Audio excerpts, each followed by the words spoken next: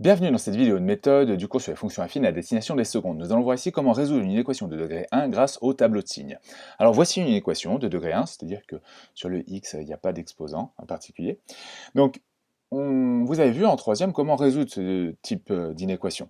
On vous a dit que il y avait une règle, c'est si on multiplie ou on divise par un nombre négatif, alors on doit changer le signe.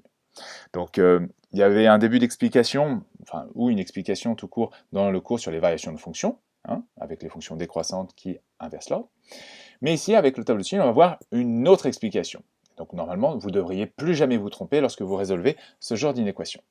Donc, faisons le tableau. Je rappelle qu'on est sur une fonction affine, donc on est défini sur l'ensemble des réels, de moins l'infini à plus l'infini, pour ma valeur de x.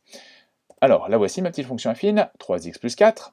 Alors, je sais que 3x plus 4, il y a un moment, ça va être égal à 0. Donc, je place mon 0.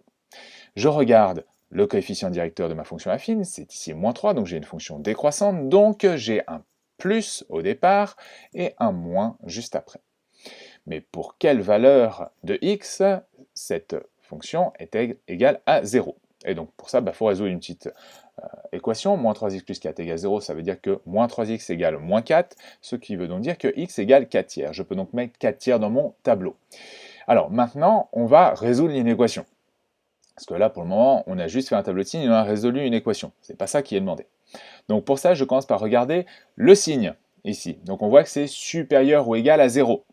Donc c'est cette partie du tableau qui m'intéresse.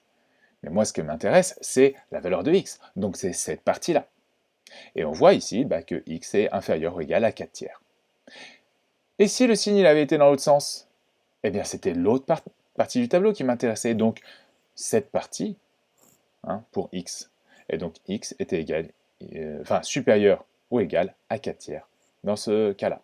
Voilà. N'hésitez pas à faire pause à un certain moment de la vidéo pour bien comprendre ce que j'ai expliqué. Et si vous avez des questions, posez-les en commentaire.